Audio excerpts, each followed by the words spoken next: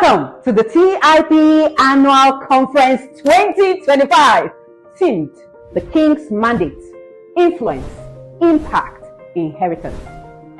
Intentional parents from across the globe, are you ready? From rocking chairs in Lagos to night shifts in the UK, from prayer closets in Nairobi to kitchens in Toronto. Welcome to the largest online parenting conference on the planet. 8 years ago, we lit up with just a stack and 5 people in the room. Today, we are blazing with millions streaming live from across the nations. This is no ordinary event. This is heaven's assignment, a divine call, a holy convocation. Over the years, we have had testimonies of marriages being restored, prodigals returning home, and children finding purpose because one parent caught a revelation right here. Remember Queen Esther, obscure, ordinary, but positioned by heaven for such a time as this. Just like her, you have been positioned to speak life into a culture of confusion, to model wholeness in a fractured world, to pass down living legacy of faith, of courage, and of bold love. This is the King's mandate to shape culture, to leave impact that outlives you, and to secure heaven's mandate. In 7 power-packed days with 40 world-class speakers, hearts will be ignited, homes transformed, and nations impacted. This is your moment to lean in and receive divine wisdom.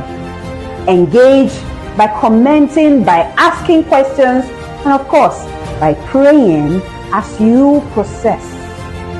Transmit it, pass the torch to children, to your mentees, and to your cycle of influence. Because when the live stream ends is when the real conference begins, at dinner tables, at bedtime devotions, on school runs, and in daily choices. This is where legacies are built. Intentional parents, are you ready to embrace the King's mandate? If you are right where you are, lift your voice right there and say, I was born for such a time as this. Let heavens record it. Let the nations hear it. And let the 8th year of the TIP Annual Conference officially begin. So, fasten your seatbelt, because together we are about to set the world on fire. My name is Joy Eshimokai. I am the lead coach at ProSpeak Life Academy, and I am the official MC of the Intentional Parents Academy. Welcome to the TIP Annual Conference 2025. Let's execute the King's mandate.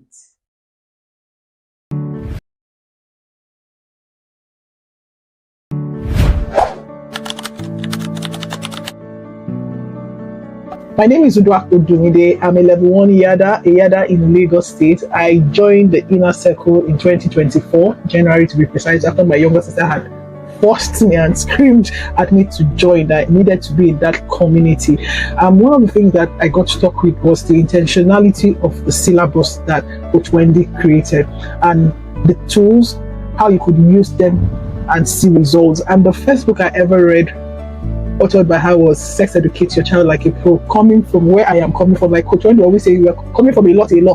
I didn't come from that family where my mother sat me down to talk about sex education, and I didn't know anything, and honestly I didn't even know how to pass it across to my daughter. But having read that book, understood how to start the communication with my daughter and my son, and I learned about drugs. I didn't know the effect it had on children, and opening up to learn so many things. And I think another book I learned was parenting lunch plan, that it was so important to even plan who will your children date, what are the family core values, when this person is come, does it align with what we've planned together as a family. Honestly, these are things that I never knew about, and I've learned so much. And I'm always telling everybody that I come across who is a parent or would be a parent, I keep telling them you need to be in the inner circle.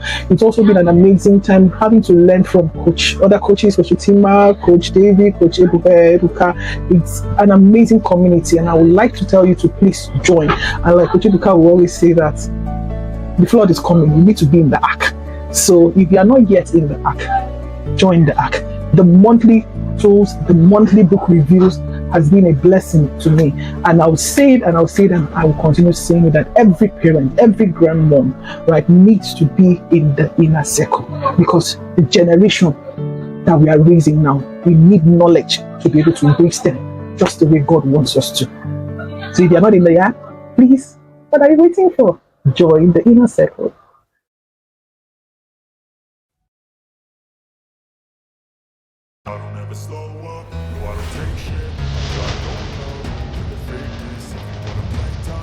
In the heart of Lekki, Lagos, Nigeria, where curiosity meets opportunity, lies a place where young minds flourish. Welcome to Tenderville School, a private primary school dedicated to excellence, creativity, and holistic development.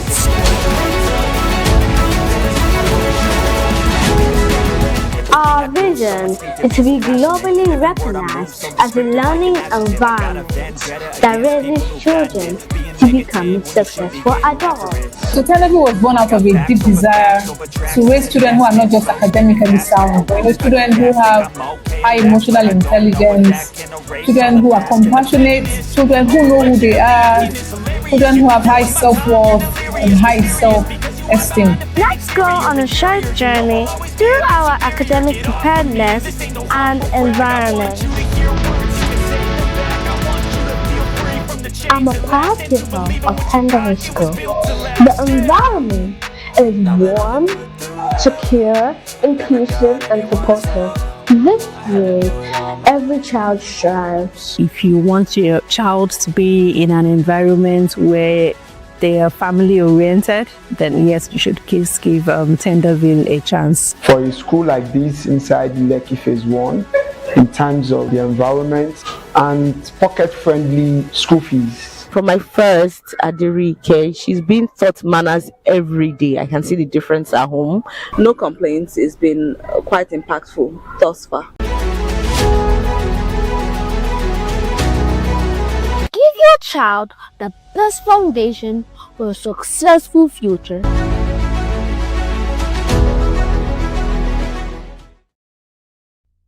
This conference was born out of a burden. It's not just talking parenting. It is to awaken purpose in homes, in families. Because when homes are aligned, nations are transformed. I welcome you to this prophetic journey. It's going to be 7 days of amazing journey. 40 voices, one king's mandate. And I pray that you don't just attend it. I pray that you encounter alignment, instruction, and divine direction for your family.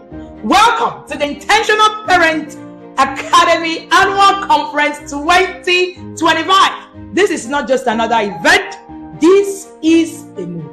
My name is Wendy Ologe, and I'm called Africa's #1 parent coach. I'm the founder of the Intentional Parent Academy. Beyond all of the titles, I am just a vessel sent on a divine assignment to help you as a parent break generational patterns and raise children who reflect the heart of God. Enjoy the ride and see you at the end.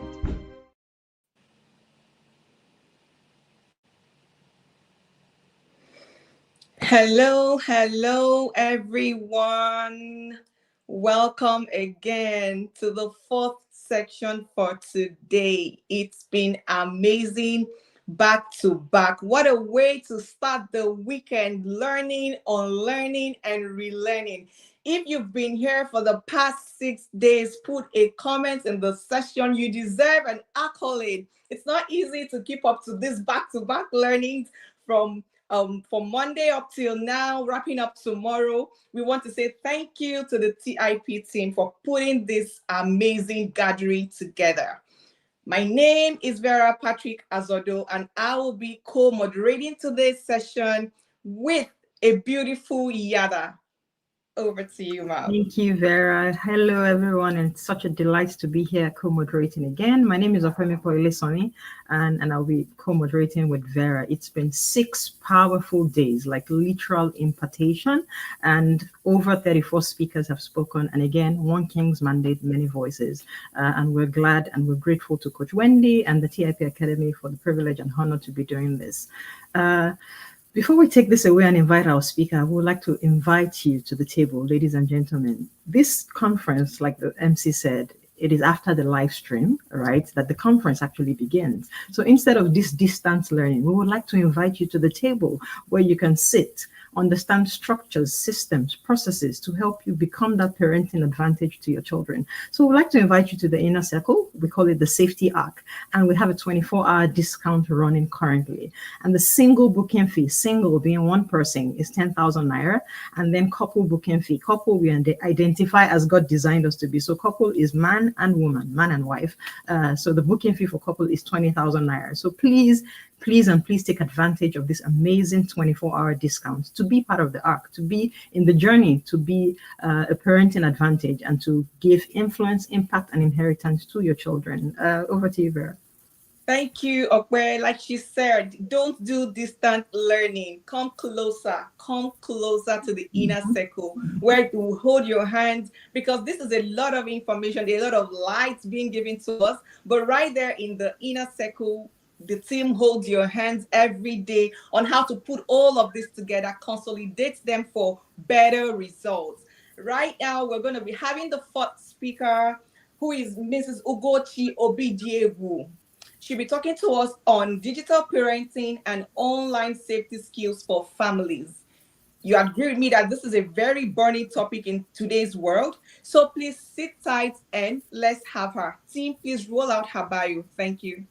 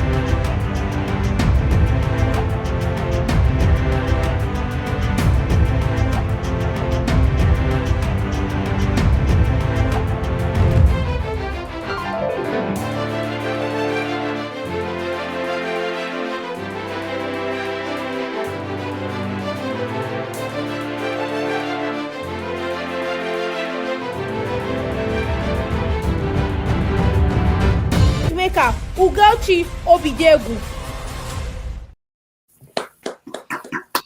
Welcome, Ugochi. We're happy to see you this morning. In 1 second, tell us how you feel.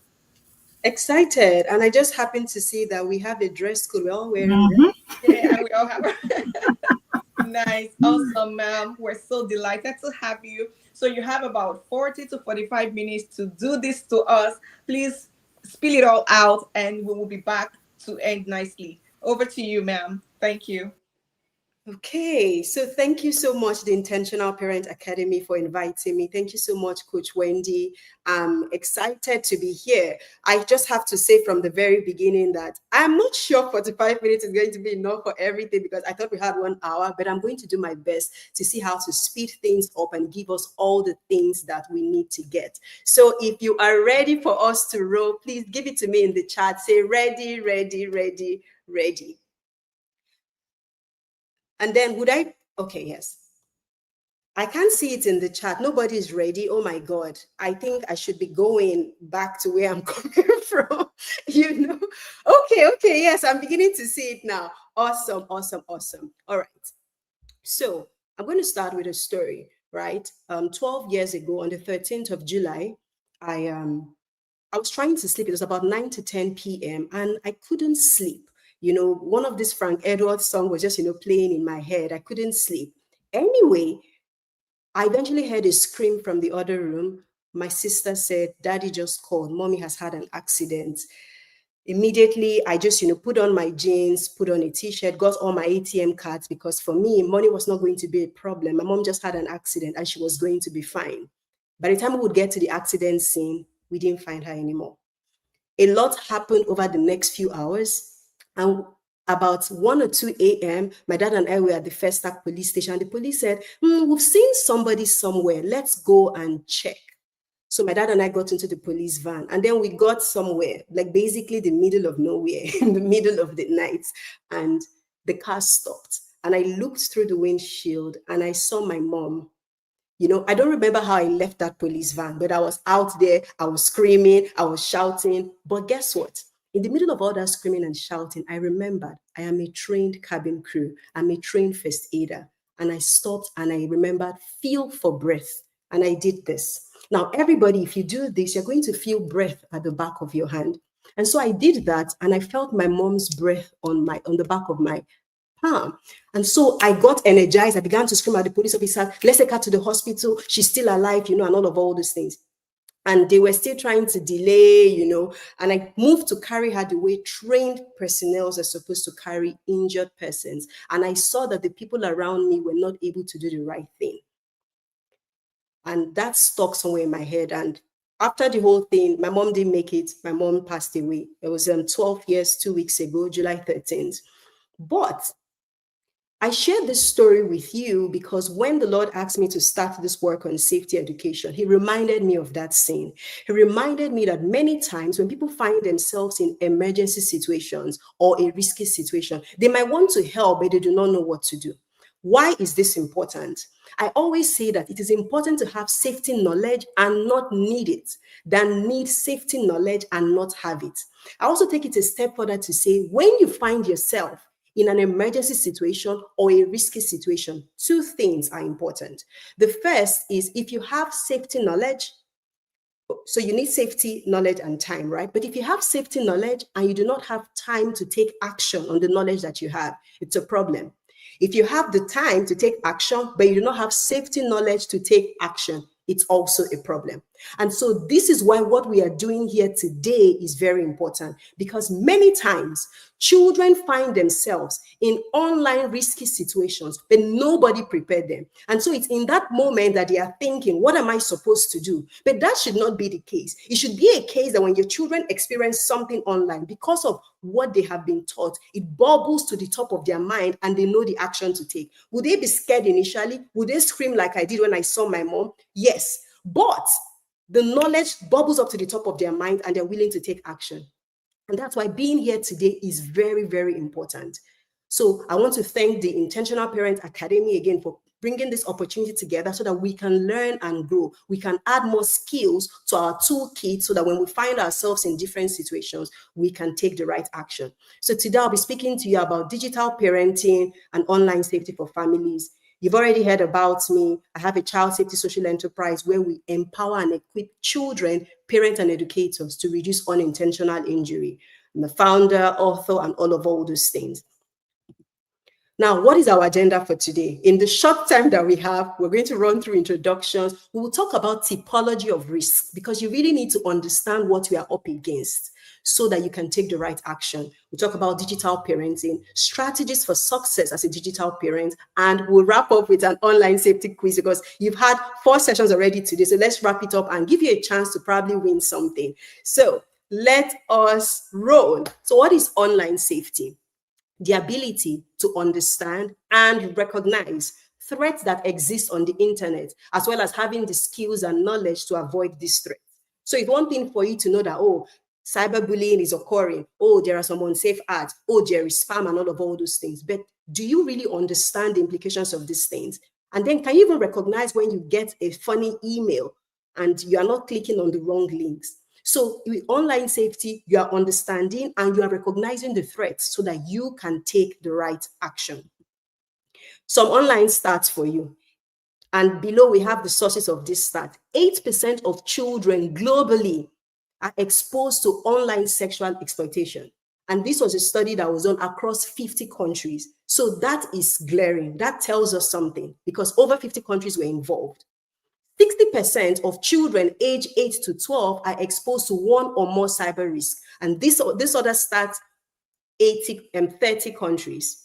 Then 75% of teenagers encountered nudity or content of a sexual nature. And this is from BAC's annual safety reports. And if you already use some online monitoring tools, by now you must have heard of BAC. BAC is one of the great ones out there.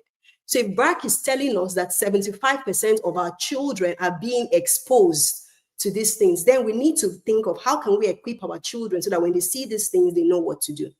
And then Child Mind Institute tells us that 1/3 of children had a negative online experience in the past year alone.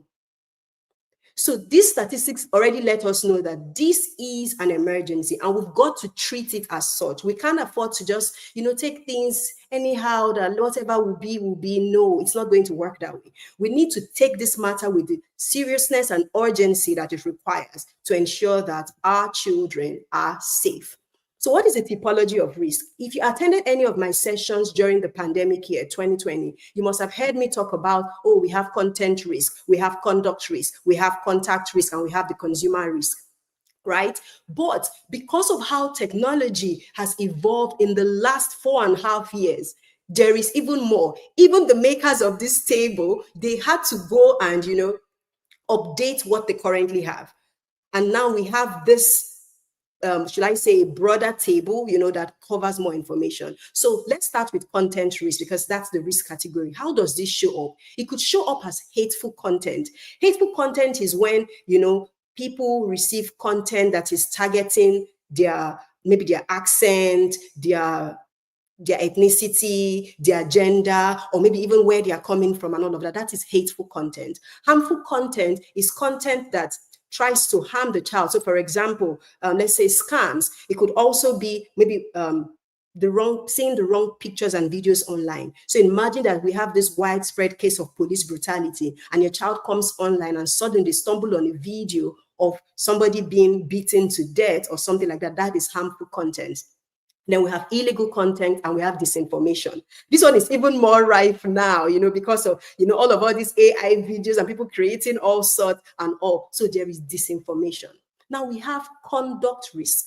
Conduct risk is how the person, the actor, behaves. So in this case, it is not what somebody is doing to them. It is what they are doing to other people. So in this case, the child is the actor. So the child is the one perpetrating something. And I know that many times we all want our children to be, we all say our children are the best, they are the angels. But as we teach our children to protect them from other people, we must teach them to also not be the one causing harm to another child.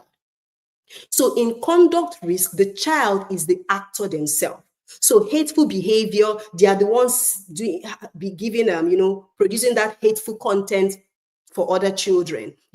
Harmful behavior, they are the ones that are producing the messages. Illegal behavior, user-generated problematic behavior. When, for example, the child is the one sending maybe sexting, sending suggestive, pictures or text to another child. Do you see? So in conduct risk, the child is the actor. Now we have contact risk. Contact risk, now the child is the recipient of that action. And again, how does it manifest? Hateful encounters. So the child or adult that is behaving badly to them, so they're experiencing this hateful encounter as a result of somebody is maybe picking on their accent, maybe how they dress, how they look, and all of that. Harmful encounters is also there. Illegal encounters, where maybe somehow criminals are trying to reach out to them so that they can scam them and all of that. And then, of course, the problematic, so sextortion. You know, somebody is now trying to blackmail them. Oh, I have this picture of your body part. I'm going to share it with the school, and everybody's going to know that you're a bad person and all of that. And then we have consumer risk, where marketing risk. So everybody's trying to, you know, share this markets to your children, target them for them to get something and all of that. Then we have consumer profiling, where they are now picking bits of your data from your digital trail and then creating a profile of this young people and then trying to target certain products to them. And then, of course, security risk. Now, it's important to know that before, this was the major focus, but with the rising tide, you know, the evolution of technology, we now have cross-cutting risk. And these are risks that move across both content, conduct, content, and consumer risk. And the first there is privacy risk. Privacy risk is very, very important because you see, many times we take this for granted. We feel like, yes, we are sharing things or we are choosing what we share, but are we really conscious of what we are putting out there? If we, the adults, are not conscious, how about the child? So we have to teach our children to protect what information that they're putting out there, because the risk could be interpersonal, where they are the ones sharing information knowingly, you know, to the social media world, right? Institutional could be that, you know how your child goes to the hospital, your child has a record in the hospital and all of that. And so institutions have their data. Now, if institutions do not protect that data properly, somebody can hack that data and then it leaks, and then identity theft could happen as a result of that. And then commercial, this is where people are trying to market, you know, to your children and all those things. So privacy is very, very important. And there are some things you need to know about privacy risk. So because you are probably wondering, but I'm not giving out too much information. I'm very careful about the information I'm giving out. But this is an example of your data trail. The first is data given, the one you voluntarily share, or you just share the post. I mean, this is graduation season, right? You've shared the videos of your child graduating, and in the course of sharing that video, you included some family, friends, and all, and we saw the name of the school. Maybe there was even a place where your child's full name was mentioned. You know, you gave it knowingly, right? But you didn't intentionally. No, you didn't think that you were putting out valuable data that somebody who has negative intentions can use on the other hand. Because now they know your child's full name, they know the school, and if there were other children, other people's children are now in that by extension. So that's one of the ways our data is out there, through data that we give knowingly.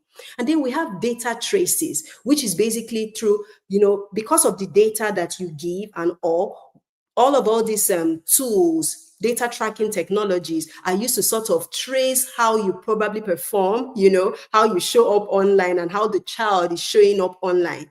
So your data trace through your participation online, because you're not knowingly giving it to them, but just even by the way you post on a schedule or the kinds of posts you create, where you're creating a trace of how you show up in the digital environment.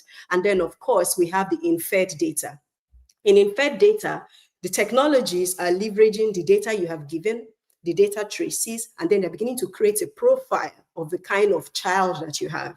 They're beginning to create a kind of profile of the kind of parent that you are, because some of us, the devices we give our children, sometimes we forget and we use it to check for adult stuff. What that does is you are retraining the mind of that device to provide adult content to that device, not knowing that there's a child involved on that device.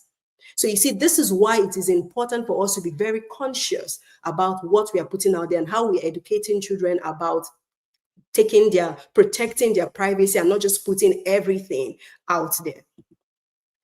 Then the next cross-cutting risk that we have is the advanced technology risk. And AI is here, the Internet of Things, predictive analytics, and biometrics. The Internet of Things is almost all children are now engaging with Alexa, with Siri, and they are speaking to all these devices and they're building that relationship.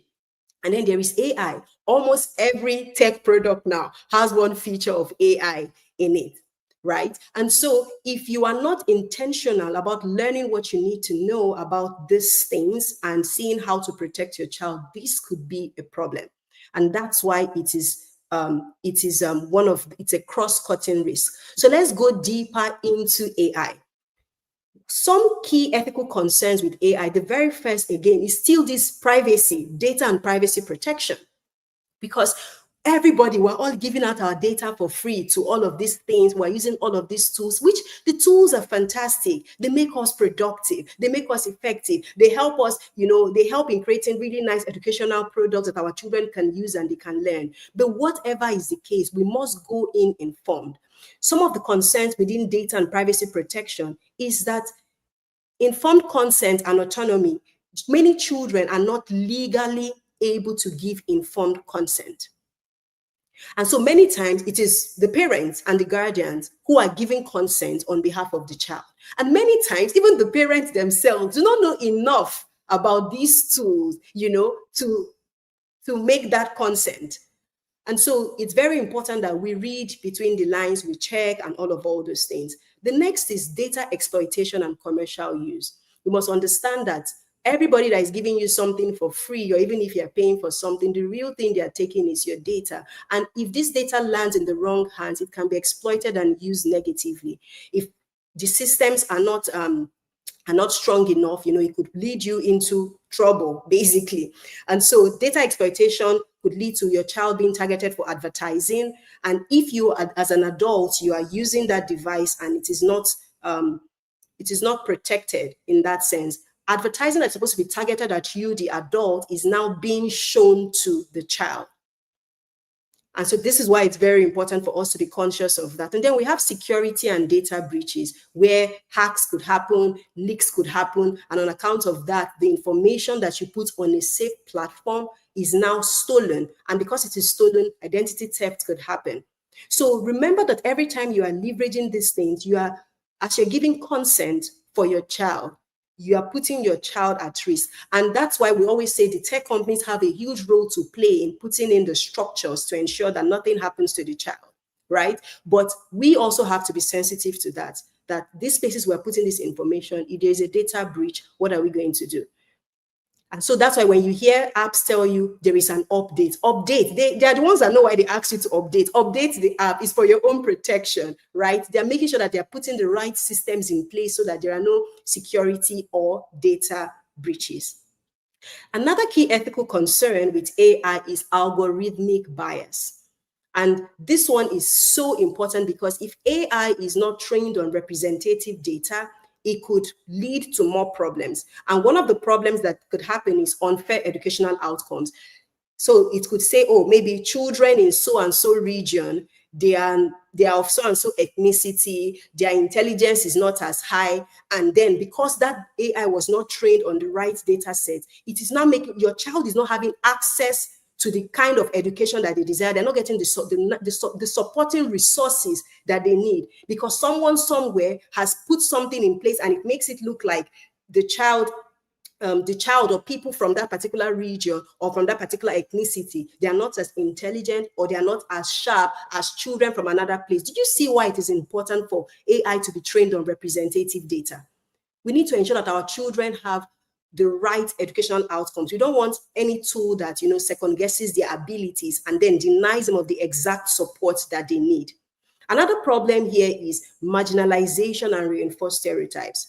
When the AI is trained on a data set that makes it look like a part of the world is a certain way, while the other part is better off. And it becomes a tool to perpetuate wrong stereotypes. And this is why we keep advocating for more people from different backgrounds to be part of AI training and development. And we're also making sure that people with diverse, attributes and all of that are included. So we can't say, imagine that some some communities like maybe nomadic settlements, informal settlements, people in underserved areas, they are not getting the right information, or it is only catering to children in the city. But in all the world, we have children everywhere. And so if this data is not trained properly, it puts our kids in harm's way. And last but not the least, an algorithmic bias is digital exclusion. Digital exclusion is sometimes some of these tools do not cater to maybe children with special needs.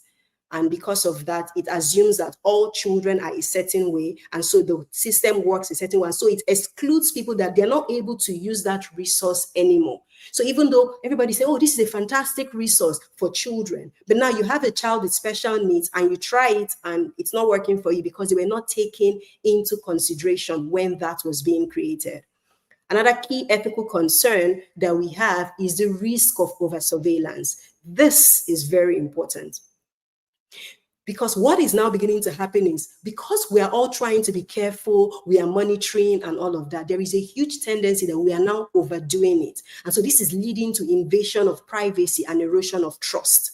And so because your children feel like, oh, somebody is always watching them, is always watching them. So they do not trust anymore because they can't even tell if any little thing they do, they're going to get into trouble. And so what that begins to do to them is that sometimes it alters their behavior negatively. And so they're not able to really show up as independent children and all of that because they feel like, oh, I'm always being watched. I'm always being watched and all of that. So you're invading their privacy. And somebody might say, what privacy do they want to have? You know, but even children, they deserve to have some privacy, of course, within the right boundaries.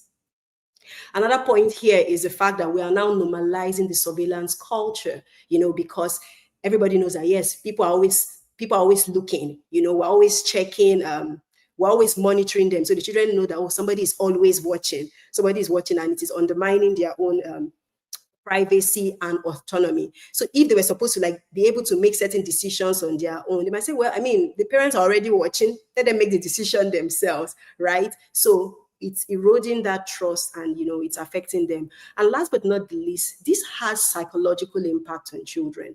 Studies have shown that when there is too much monitoring, too much surveillance of children, it increases anxiety, it reduces trust, and then it alters their development because they may not be able to take independent decisions, and their creative juices will not flow as much because they feel somebody is always, you know, looking, pointing, and checking everything that is going on. And so they go down.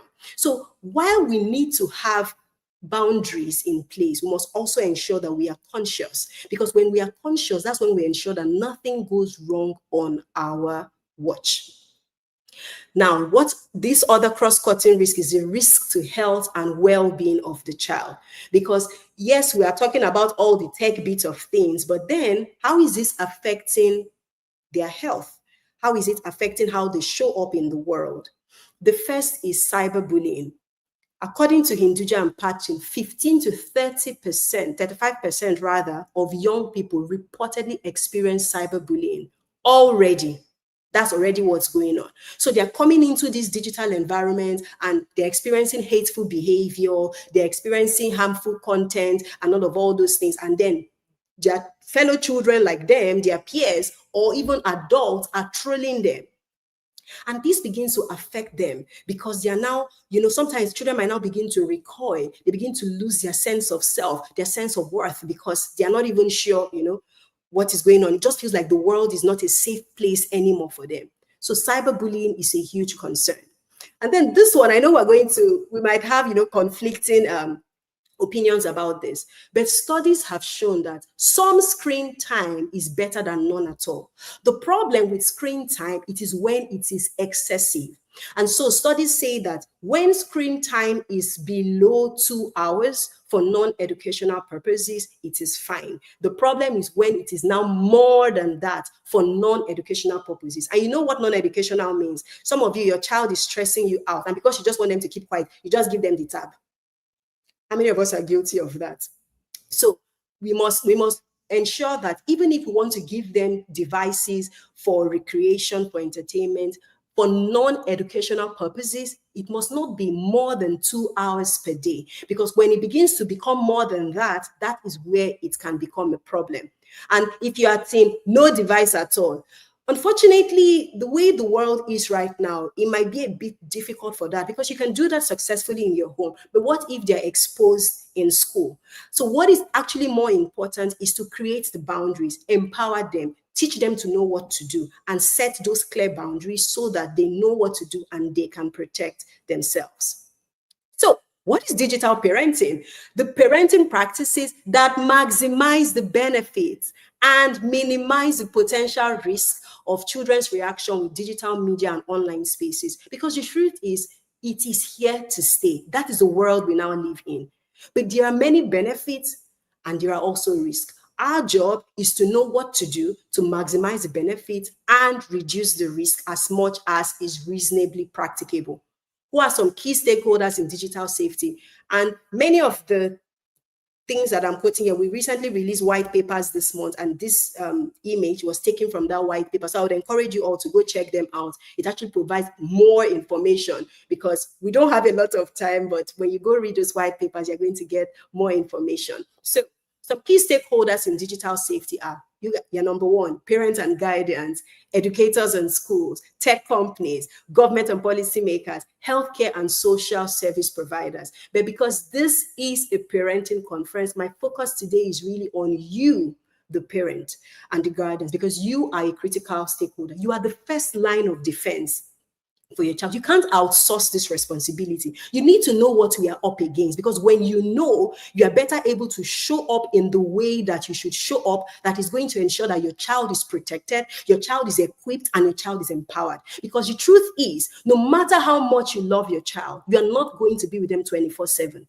You need to equip them such that when you are not there and they find themselves in a risky situation, they know what to do, because a conversation was had previously. If we're still together, please say yes, yes, yes in the comments. Let me know that I haven't lost you yet. I'm looking at the comment section now. Tell me, are we still together? I can't see anything yet. Okay, yes, we are still together. All right, so what are some strategies for digital safety education? I really believe in education and empowerment. The first is education on privacy protection, because based on what I have shared previously, you can see that our data is really important. And because our data is important, we must now become more intentional in how we protect this data. So we've got to educate our children about this. We teach them how to create a strong password. Let them know that password is not just the name of your favorite color, your favorite friend, Password should be a combination of numbers, letters, and symbols so that it is strong, something that people cannot guess easily, so that their account is protected. We must also enable the privacy settings on the devices that we're giving to children. Don't just hand over anything. We must really become intentional. Thank God, we're in the Intentional Parent Academy, right? So we must be intentional. And then we must teach them to limit public profiles and to not overshare. You see, we as adults, we are responsible for what our children do in a way.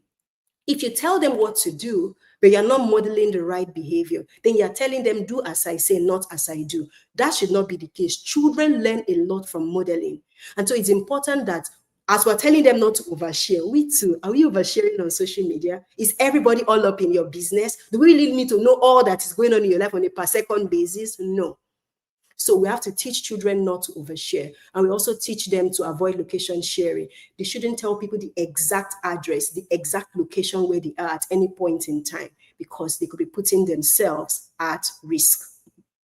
The second part of this strategy is parental control and monitoring. And this is about, leveraging the right tools and also being willing to learn, because things keep changing. And so that's why the first point here is it fosters continuous learning. You must be a willing student. And that's why I applaud everybody that is right here, right now on this session and who's going to watch a replay, because you want to learn more so that you can protect yourself and your children.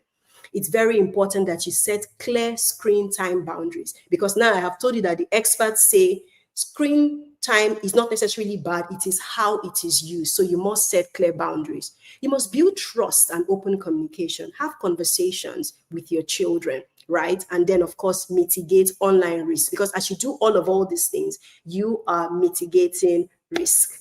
And last but not the least in our strategy is collaboration with schools. Because you are the first line of defense, and you might do so well in your home, if you don't know what is going on at the school front, the school can spoil what is going on in your home. So you must collaborate. Reach out to your school and find out, when was the last time there was an online safety training for the children, for the staff? How about we have a parent-teacher engagement where we learn the new skills, we learn the new details, and then we're able to restructure what we currently have so that we can protect the children in our care.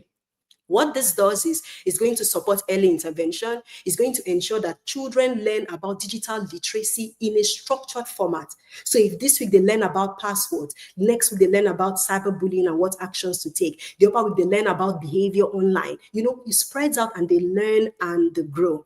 And then, of course, this promotes media literacy and it supports that multi-stakeholder engagement. I really believe in multi-stakeholder engagement because nobody is an island. You cannot do everything by yourself. You need support. You need different people who want the same target that you're trying to achieve. And then you work together to maximize that target. So I have said so many things and you're wondering, oh my God, how are we going to do this thing? It's a lot. I understand. And that's why having an online safety checklist is very important. Your online safety checklist should cover topics around setting strong privacy settings, monitoring online activities regularly, educating your child. So you see, education comes in again, encouraging that open communication, and then, of course, using the different parenting controls and tools effectively.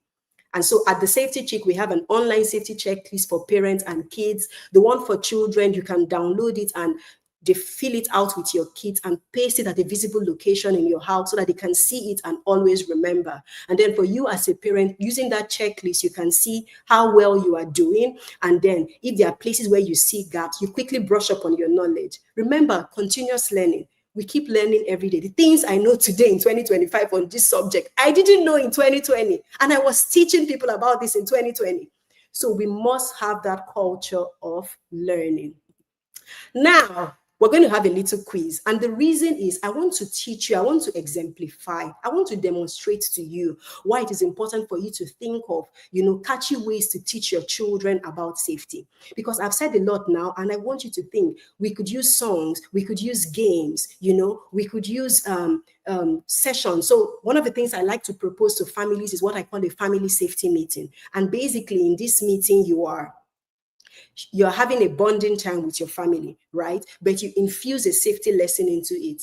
This week, one thing, next week, another thing. Those are the memories children remember. Like I lost my mom 12 years ago, but I still remember when we'd come back from boarding school and she would give us gist of our own boarding school, And because of that, we too would give her gist of our own boarding school. Now, on hindsight, I see what she was doing. She wanted us to be free to tell her what was going on with us. Right? So create that bonding time, infuse safety lessons into it. So we're going to try out a quiz right now, and you might be getting a gift. So I want to see that everybody participates.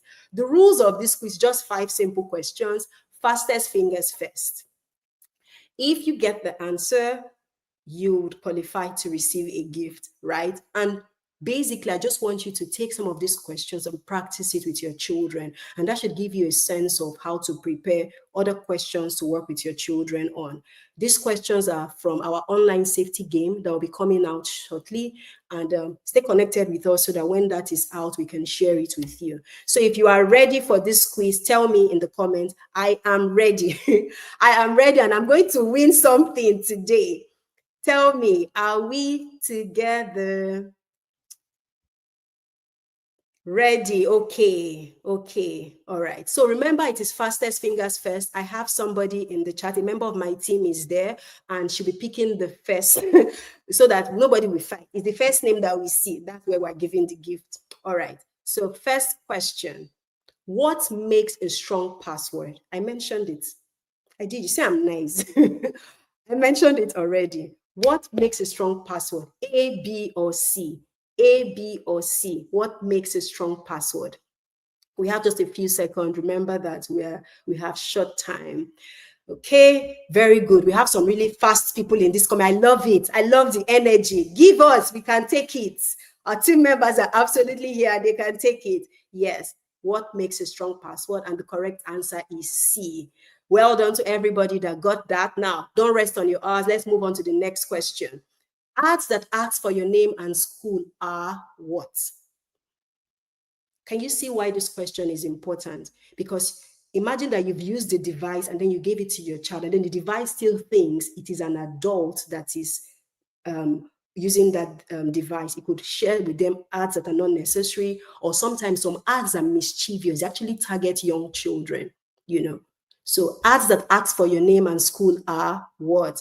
Good. I love the comment, the energy in the comment section. Well done. And the answer is B. Moving on to the next question. Once you post something online, it's easy to delete forever. True or false?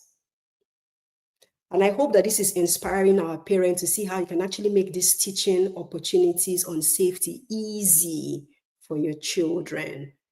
And the answer is false. Many times we think that we can just post anything, and then the day we are okay, we will delete it. The problem is you might delete it on your account, but it might still exist somewhere else on the internet. And so it's just better that we are careful from the beginning about what we are putting up there, because it is creating a digital trail, a digital footprint. All right, next question. AI is always 100% correct. This one is very easy. Everybody should get this one. AI is always 100% correct. And the answer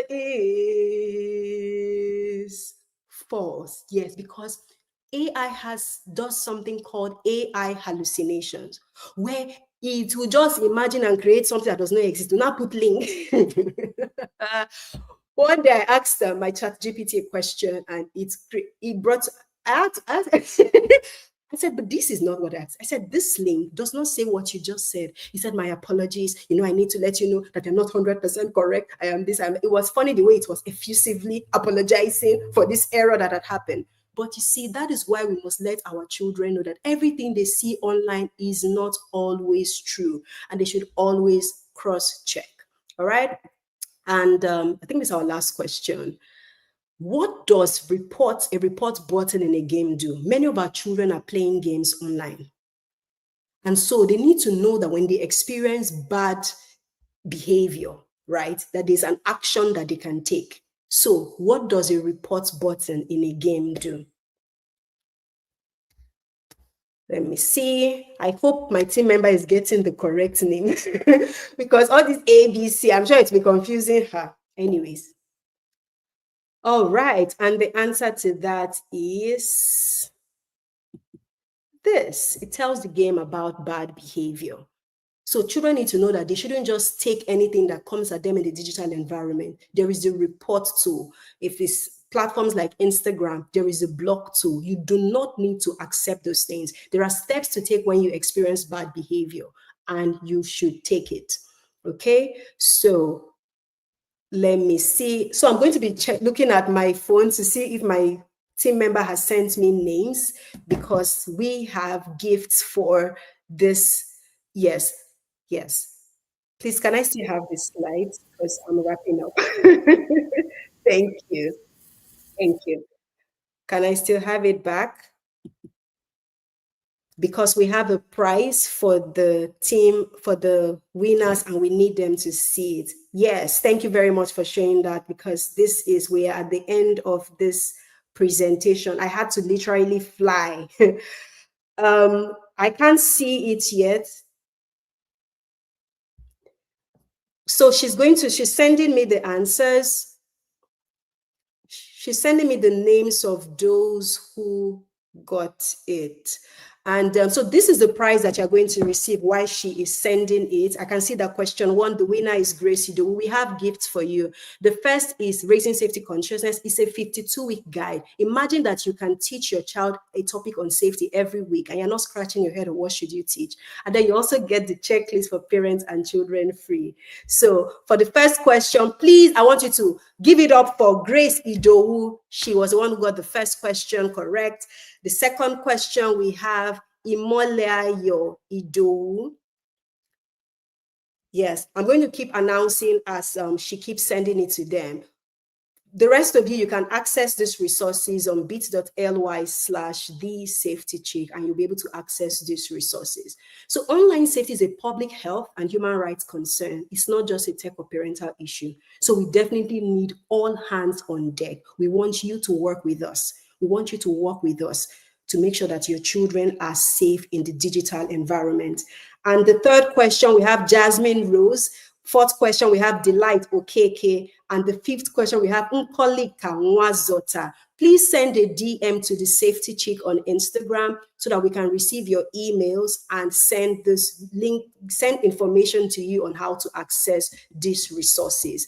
Thank you so much for listening to me today. I hope this has been a fantastic use of your time. Connect with us and keep on doing the work to ensure that your children stay safe and protected. Thank you once again to Intentional Parent Academy for this opportunity to share with your audience. I look forward to more opportunities to work with you.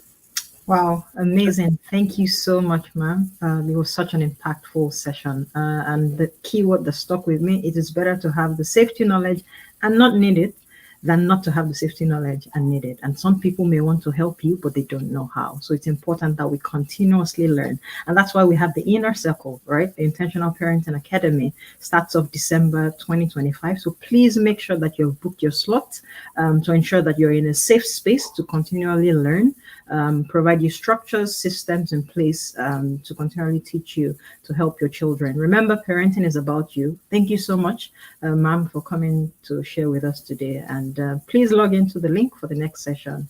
And you can give us your last words just as we wrap this up. Okay. Okay, thank you so much for having me. And I hope that this was really helpful to every parent who was on this session. All right, thank you, everyone. Please join the link for the next session and please sign up to the Inner Circle. Thank you.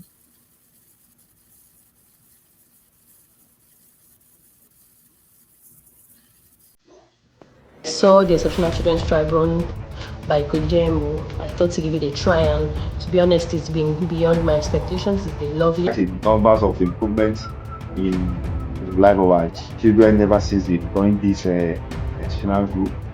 There is a point in life of every child that child needs a circle.